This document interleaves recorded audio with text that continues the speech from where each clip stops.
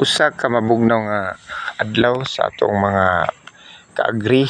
Ani ata karon sa atong mga kaagri para atong sorbihon kung nahuman na ba o palimpyo o round up ang area, no? Kay panahon na sa mga kaagri nga magprepare na po ta sa atong mga asin nga abono para atong abunuhan ang ato ang mga pananom nga lubi, no? O naapog kita mga komersyal nga abono para atong gamiton din sa atong durian mga kaagri, no, para mapabunga. Aside ana kung inyong makita diri sa akong video karong buntaga, napud tay mga pipila ka puno nga anthurium, no, nga gitanom nato diri sa area aron nga maka-income po tag bisag piso lang, no, nga mosulod sa matag adlaw, napud tay ipalit og lamas sa ato ang kusina mga kaagri, no.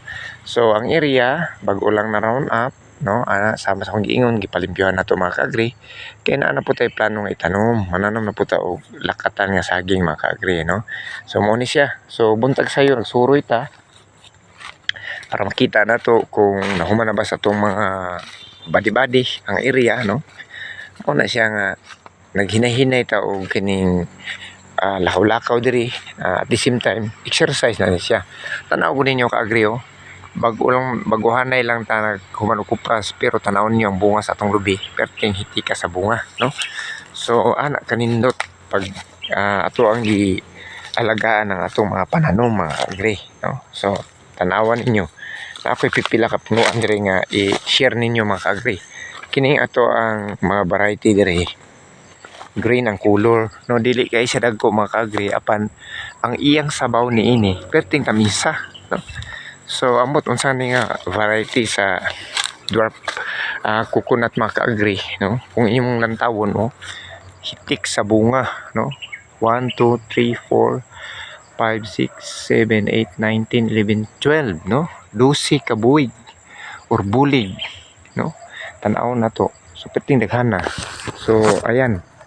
Mo tuyok ta dito sa ubos mga kaagri para makita gyud nato kung tinuoray bagyod nga nahuman na gyud sa mga tao kani adto mo sa balay, no.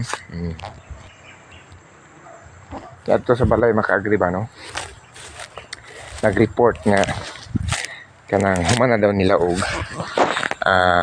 limpyo or round up ang area, no. Ayan.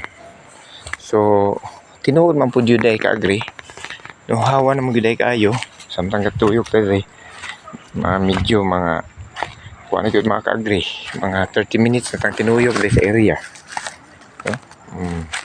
So ana, diba nindot nga magsitag tuyok sa area nga limpyo ug hapsay ang atong pananaw. Ayan, no? So pagka nindot yun makawala og stress kining mag-uumata, no.